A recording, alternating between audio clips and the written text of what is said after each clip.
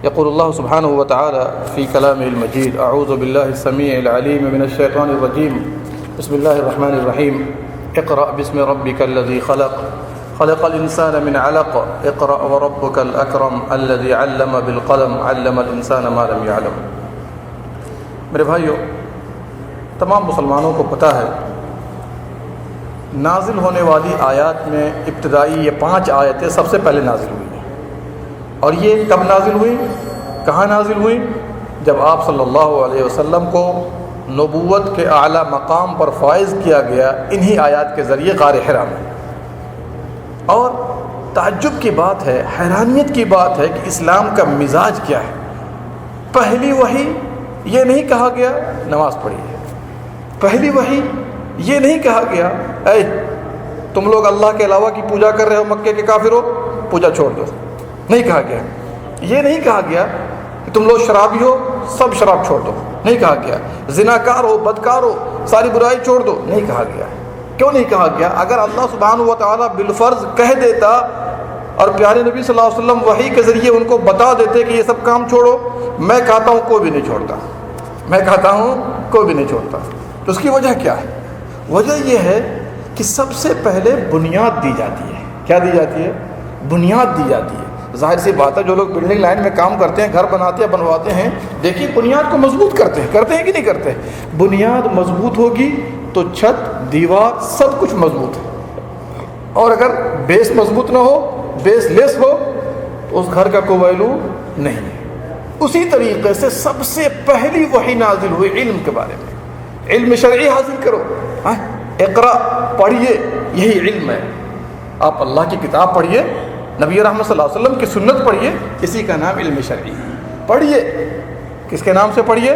چونکہ پڑھائی مختلف ہو گئی نا، کوئی انگلش میڈیم میں پڑھ رہا ہے، کوئی میتھمیٹکس سے شروع کر رہا ہے، کوئی سائنس سے، کوئی سوشل سائنس سے۔ کہا گیا نہیں، اسٹاپ کرو، سب سے پہلے اس رب کے نام سے پڑھیے جس نے آپ کو پیدا کیا۔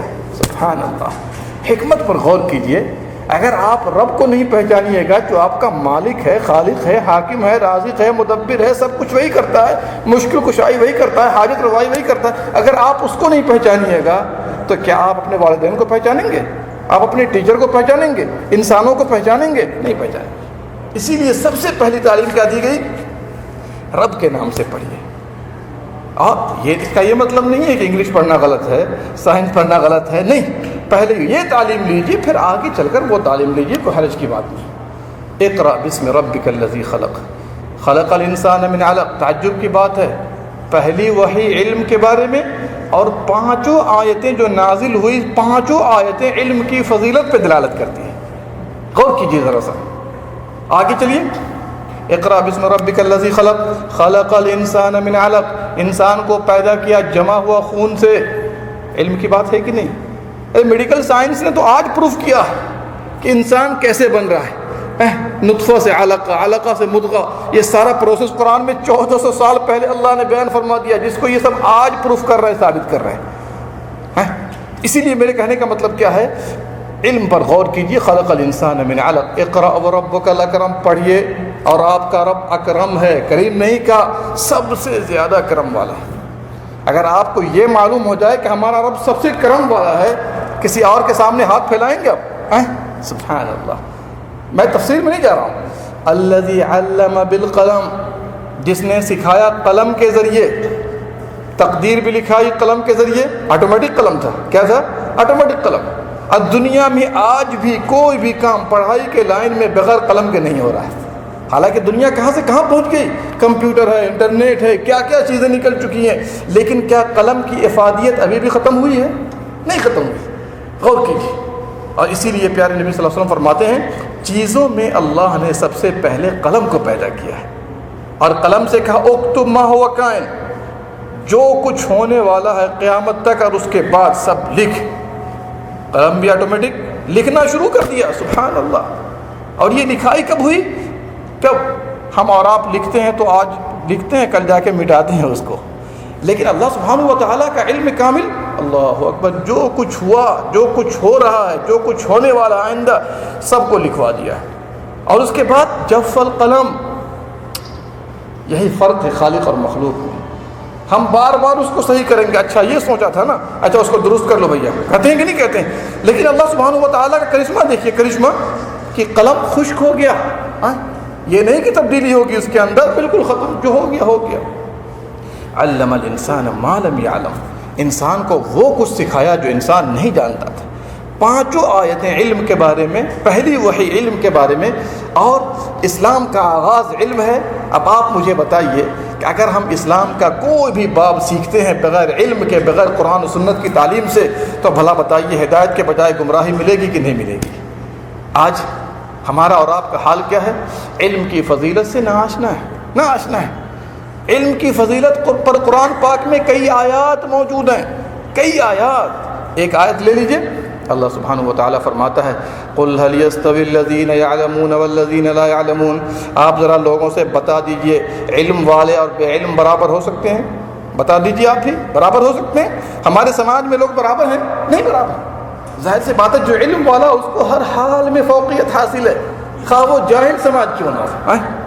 ایک اور آیت ہے شہد اللہ انہ لا الہ الا ھو والملائکہ واولو العلم قائما بالقسط، اللہ نے گواہی دی۔ سبحان اللہ، غور کیجیے کتنا اہم موضوع ہے کہ اللہ خود گواہی دے رہا ہے، انہ لا الہ الا ھو، اس کے سوا کوئی معبود برحق نہیں، والملائکہ، تمام فرشتوں نے گواہی دی، واولو العلم، علم والوں نے گواہی دی۔ کیا گواہی دی؟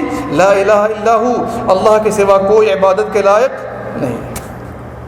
اللہ، فرشتے اور اللہ اپنے ساتھ اہل علم کو شامل کر رہا ہے جو ان کی فضیلت پر دال ہے۔ اس طرح کی آیات قرآن پاک میں کئی ایک ہیں۔ پیارے نبی صلی اللہ علیہ وسلم نے فرمایا، ایک حدیث پیش کرتا ہوں تاکہ آپ کو انداز ملے علم کی فضیلت کیا ہے۔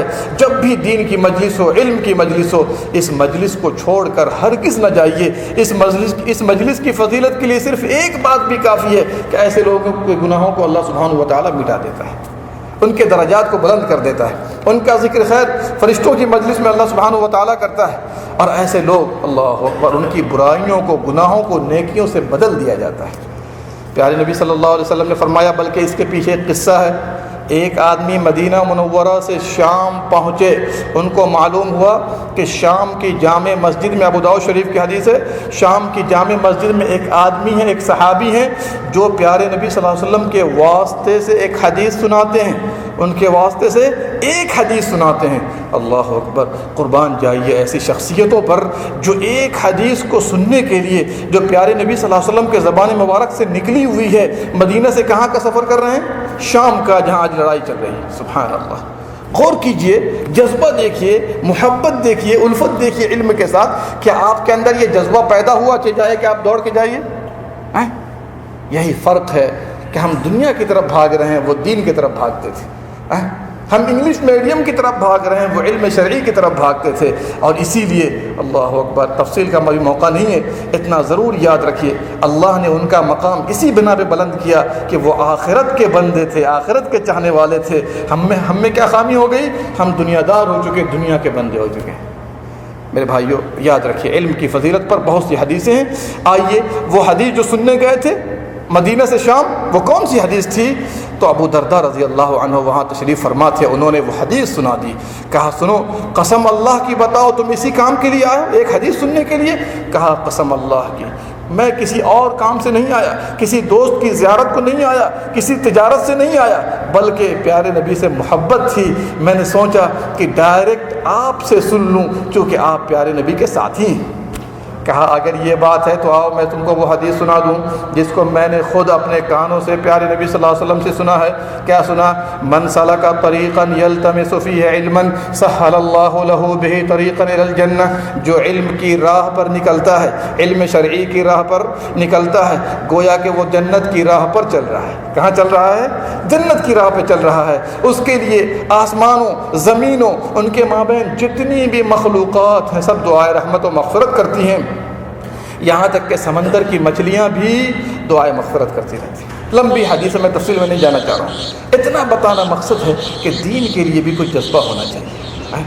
سارا جذبہ دنیا کے لیے کہ جائے کہ ہم مسلمان ہیں، ایسا نہیں ہونا چاہیے۔ اچھا آپ کو یہ معلوم نہیں ہے ہمارے اسلاف کرام نے ایک ایک حدیث کو، ایک ایک چیپٹر کو حاصل کرنے کے لیے علم کا کتنا لمبا سفر کیا ہے۔ امام احمد بن حنبل رحمۃ اللہ علیہ کے بارے میں آیا ہے، جب انہوں نے وہ کتاب جمع کی مسند امام احمد، اللہ اکبر، پوری دنیا کا 2 مرتبہ چکر لگایا، علم حاصل کر کے اس کو جمع کیا ہے۔ سلف صالحین کے احوال واقعات تفصیل کے لیے آپ کتابوں میں جا کر دیکھ لیجیے۔ لیکن یہاں پر اخیر میں ایک بات بتا دوں کہ علم شرعی حاصل نہ کرنے کا نقصان کیا ہے۔ فائدے تو بہت ہیں، ظاہر سی بات، آپ لائٹ میں بیٹھے ہوئے ہیں نا، یہ علم لائٹ ہے۔ اگر ساری لائٹ بجھا دی جائے، حالانکہ آپ ہر روز مسجد میں آتے ہیں، ہر روز آتے ہیں کہ نہیں آتے ہیں، 5 وقت میں آتے ہیں، لیکن بہت سے لوگ ممکن ہے جا کے گر پڑے اونچائی کے اوپر، حالانکہ روزانہ آپ آ رہے ہیں۔ اور اگر نئی جگہ پہ چلیں گے اور آپ کو پتہ نہ ہو، ہمارے ملکوں کی جو لائٹوں کا حال ہے وہ تو آپ کے سامنے میں، اگر ان اندھیروں میں چلیں گے تو کیا حال ہوگا، بچ کر کے گھر نہیں پہنچ پائیں گے آپ۔ یہ فرق ہے علم میں اور جہل کے اندر۔ دیکھیے علم نہ حاصل کرنے کا نقصان کتنا عظیم ہے کہ بہت سے لوگ آج اللہ کے حق کو نہیں پہچانتے، اللہ اکبر، اور اسی لیے کلمہ بھی پڑھتے ہیں، ساتھ ساتھ اللہ کے ساتھ شرک بھی کرتے ہیں کہ نہیں کرتے ہیں؟ پڑھتے ہیں ایاک نعبد و ایاک نستعین، اے اللہ ہم تیری ہی عبادت کرتے ہیں اور تجھی سے مدد مانگتے ہیں، اور کہتے ہیں یا غوث المدد، یا رسول اللہ انظر حالنا، یا علی مشکل کشا۔ سبحان اللہ، کیسا تضاد ہے، تضاد کیسا ہے۔ دیکھیے کہتے ہیں لا الہ الا اللہ، عبادت ہوگی تو صرف ایک اللہ کی ہوگی، مانگیں گے ایک اللہ سے، سجدہ کریں گے اسی کے لیے، سب کچھ اسی سے کریں گے، اور پھر کہہ دیتے ہیں اے علی مدد کیجیے۔ سبحان اللہ، یہاں پر ایاک نعبد و ایاک نستعین کہاں چلا گیا آپ کا؟ یہ علم نہ حاصل کرنے کا نقصان ہے۔ علم نہ حاصل کرنے کا نقصان کیا ہے؟ یہ امت فرقے بازی میں بٹ گئی۔ دیکھ لیجئے، اگر آپ کے پاس علم ہوتا، ہمارے پاس علم ہوتا، ہم سب متحد ہوتے۔ کیوں؟ اس لیے کہ علم والے ہی اللہ سے ڈرا کرتے ہیں۔ انما یخشی اللہ من عبادہ العلماء، اللہ سے ڈرنے والے کون ہیں؟ صحیح علم والے ہیں، علماء ربانیین ہیں۔ اسی لیے میں کہوں گا آپ سے کہ قرآن کا مطالعہ کیجیے، اللہ نے کسی نقطے کو چھوڑا نہیں ہے۔ آج ہم ان کے پیچھے دوڑ رہے ہیں، لیکن جو اللہ نے نمونہ دیا ہمارے لیے، نبی صلی اللہ علیہ وسلم جو کتاب دی ہے، تھیوری بک، اس کے پیچھے ہم نہیں جاتے آج۔ اب آپ مجھے بتائیے، انسان مختلف ہوتے ہیں کہ نہیں ہوتے ہیں؟ کسی کے اندر کچھ غرض ہے، کسی کے اندر کچھ غرض ہے، اور اسی لیے روزانہ یہ امت ٹکڑے ہوتی چلی جا رہی ہے۔ یہ نقصان ہوا علم نہ حاصل کرنے کا۔ اگر آپ علم حاصل کرتے، اللہ کی کتاب پڑھتے، نبی صلی اللہ علیہ وسلم کی سنت پڑھتے، تو آپ متحد ہوتے۔ اتحاد یہ ہمارے لیے نہایت ضروری ہے تاکہ امت مسلمہ فلاح و کامرانی کے راہ پر گامزن ہو۔ آج حلال و حرام کی تمیز نہیں ہے، ایک آدمی ایک چیز کو حلال کر رہا ہے، دوسرا حرام کر رہا ہے۔ یہ ٹکراؤ کیوں ہے؟ اس لیے کہ قرآن و سنت کا علم ہمارے پاس نہیں ہے۔ قرآن ایک ہے، سنت ایک ہے، تو ایک چیز حلال ہوگی وہی چیز حرام بھی ہو جائے گی، ایک چیز توحید ہوگی وہی چیز شرک بھی ہو جائے گی، ایک چیز سنت ہوگی وہی چیز بدعت بھی ہو جائے گی۔ ایسا ہے کہیں پر نہیں ہے۔ یہ صرف کس بنا پر؟ کہ ہم نے قرآن و سنت کا علم حاصل نہیں کیا ہے۔ ان کے پیچھے چل کر کے ہم اپنی عاقبت، اپنی آخرت خراب کر رہے ہیں۔ میرے بھائیوں، آئیے علم حاصل کیجئے۔ میں دعوت دیتا ہوں، قرآن پڑھیے ترجمے کے ساتھ، نبی صلی اللہ علیہ وسلم کی سنت پڑھیے، سلف صالحین کا طریقہ کیا تھا ہر معاملے میں وہ معلوم کیجئے۔ ہر کچھ نبی صلی اللہ علیہ وسلم کی سیرت میں موجود ہے، قرآن میں موجود ہے، سنت کے اندر موجود ہے۔ یہ علم کا فائدہ ہے۔ اللہ سبحانہ و تعالیٰ سے دعا ہے رب العالمین ہم تمام لوگوں کو کہنے سننے سے زیادہ عمل کرنے کی توفیق دے، جب تک دنیا میں زندہ رکھے، اسلام پر قائم رکھے، جب دنیا سے رخصت کرے ایمان پر۔ آمین یا رب العالمین۔ اللہم صلی علی نبینا محمد وعلی آلہ وصحبہ اجمعین۔